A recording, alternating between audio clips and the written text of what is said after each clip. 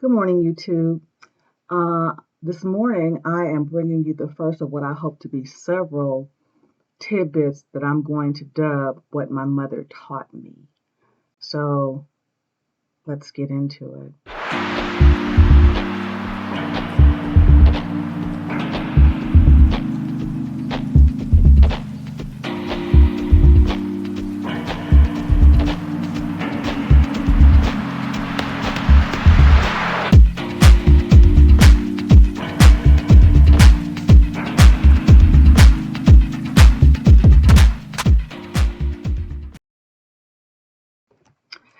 Good morning again. This is TJ, and welcome to my channel. Let me go ahead and ask you right now to support my channel by hitting like and subscribing. I am new to this YouTube game, but I'm very excited as I kind of chart my course.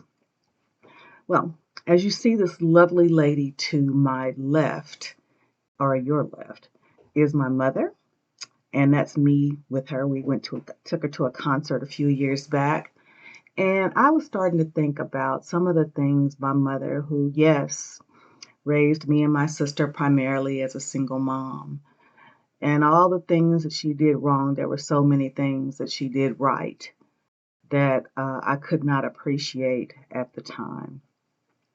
The first being, well, one of the things being, an honest day's work for an honest day's pay. What do I mean by that? My mother didn't really teach us to focus on materialistic things, although we knew, we wanted them. And I think, to be honest, I was probably more focused on more materialistic things than my sister. And I'm going to tell you a little bit why in a minute. But she taught us to focus on the character of a man, the work ethic of a man, largely because what she saw her father, my grandfather, do. He worked in a lumber yard, a lumber mill. He did some painting. He did lawn, or what we call landscaping and lawn work. My mother, I mean, not my mother, my grandmother, the grandmother that I knew, which was my mother's stepmother, actually was a domestic. But what she saw my grandfather do is work and work hard. And so, with that, the honest day's work for honest day's pay. When I was in high school, I think I shared with some of you, I went to the same high school as Kevin Samuels, and I am 2 years older than him. But the high school that we went to, Millwood High School at the time, it was one of the most prestigious schools, independent schools you could go to. We had a lot of, it was upper middle class, primarily Black families that went there, doctors, lawyers. You had a couple of accountants, you had media moguls. You had some pretty affluent, you had pretty affluent people that, or kids that went there. We had some state representatives, children who went there. So suffice it to say, um, there are a lot of spoiled brats. Some, not all. But anyway, I remember my we went to the high school, but my mom didn't have the kind of money that they had. And they, when many of them turned 16, had brand new cars, and my mom had a hoopty, and a lot of times I would be ashamed of her, driving us to school in it because sometimes it would break down. But one of the things we had to do at night, we helped my mother to clean buildings at night. And one of the things that was really embarrassing to me is that, to clean buildings, some of the people would treat us like we were beneath them. I will distinctly remember at times we would go to clean the buildings at night, and then there would be some people that are still working there, and we were emptying their trash, and, they wouldn't even look at us. They would just, put their trash out to the side and not even look at us, not even speak to us as if we were beneath them. And as a child, it really, really had a profound effect on me. I really didn't realize how much it did.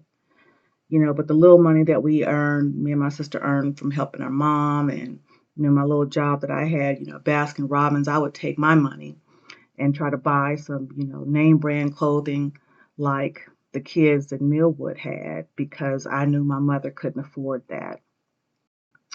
So fast forward to now I am grown on my own. I am a commissioned officer. By this time, I had transferred to the Navy.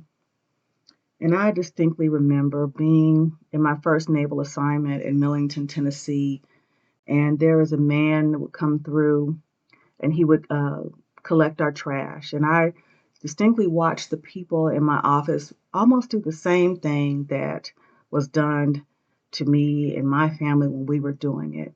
They would stick out, their trash can, not really say anything to him. But when he came to me, I spoke to him. I said, "Good morning, how are you?" "I'm Terry Jones." And I said, "What's your name?" He said, "Mr. Al." And so we started talking. And every time that he would come into the office from that point forward, I would greet him with Mr. Al and ask him how his weekend was or ask him how his family was. And slowly, people in my office started to do the same thing. There was one particular day that he came in and we were talking. I had another appointment across the base. But as he left and as I was leaving to walk to my appointment, I just had this flood of emotion. The flood of emotion because I remember my mother. I remember my mother telling me an honest day's work for an honest day's pay.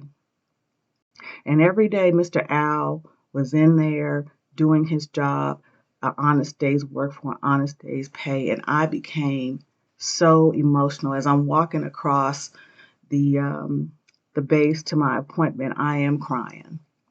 I am crying in uniform, which is a no-no, but I am crying. I called my mother and, I remember a couple people stopped and said, "Ma'am, are you okay?" And I said, "Yes, I'm fine." But I called my mother right then and there, and I thanked her for that lesson. I thanked her for the lesson of not measuring a person by what they do. Because you're not who, you're not what you do. It is an occupation, it is a job, it is a career. What kind of person inside are you? And I thanked her for that lesson. And as a kid, obviously, I couldn't get it. But I thanked her for that. And she said, "It's okay. I tried to tell you, a person is not measured by their occupation. And we should never seek to do that." So, and from that point on, every time I'm out somewhere, if I'm, whether it be a restaurant, whether I'm working in an office building and someone comes to, pick up my trash or whatever, I'm always talking to them, "How are you doing today?" Getting their name, because I want them to know my name because they're people. It's what they do, it's not who they are. So that's one of the things my mother taught me. Honest day's work for honest day's pay.